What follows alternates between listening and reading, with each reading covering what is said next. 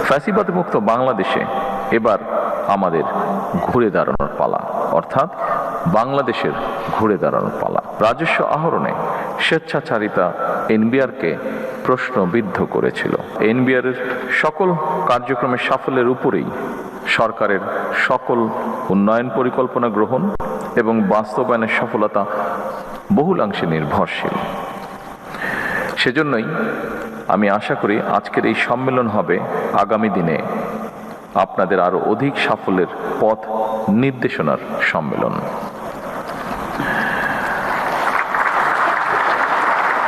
উপস্থিতিবৃন্দ, আমরা কি ধরনের ভঙ্গুর অর্থনীতির মধ্য দিয়ে রাষ্ট্র পরিচালনার দায়িত্ব গ্রহণ করেছি। নিউ রিফ্রেশিং টেস্টে চেয়ার আপ। চেয়ার আপের নিউ রিফ্রেশিং টেস্ট এতটাই বেটার যে মন বলে চেয়ার আপ। এটি দেশের যে কোনো শ্রেণী পেশার মানুষের চেয়ে খুব সম্ভবত আপনারা সবচেয়ে বেশি অবগত আছেন। আপনাদের জানা আছে দীর্ঘ 1.5 দশকেরও ফ্যাসিবাদ শাসন শোষণের অভিশাপ থেকে রাষ্ট্রের অন্য সকল প্রতিষ্ঠানের মতো জাতীয় রাজস্ববোর্ডও মুক্ত থাকতে পারেনি।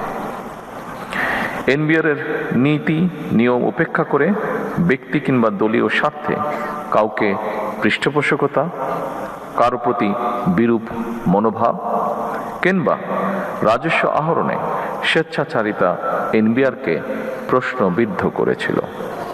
এনবিআর উপরে মানুষের আস্থা বিনষ্টের একটি অন্যতম কারণ ছিল এই বিষয়গুলো। উপস্থিত সুধীবৃন্দ, ফ্যাসিবাদ মুক্ত বাংলাদেশে এবার আমাদের ঘুরে দাঁড়ানোর পালা, অর্থাৎ বাংলাদেশের ঘুরে দাঁড়ানোর পালা। দেশের জনগণ বর্তমানে এনবিআরকে একটি নির্ভরযোগ্য এবং বিশ্বস্ত প্রতিষ্ঠান হিসাবে প্রত্যাশা করে। দেশের জনগণ, বিশেষ করে করদাতাগণ, এনবিআরকে তাদের আস্থাভাজন প্রতিষ্ঠান হিসাবে দেখতে চায়। দক্ষ এবং টেকসই রাজস্ব ব্যবস্থাপনার মাধ্যমে জন আস্থা অর্জন সম্ভব, যেটি আপনাদের কারো কারো বক্তব্য থেকেও উঠে এসেছে। করদাতাতে সেই প্রত্যাশা পূরণের দায়িত্ব আপনাদেরকে অবশ্যই নিতে হবে।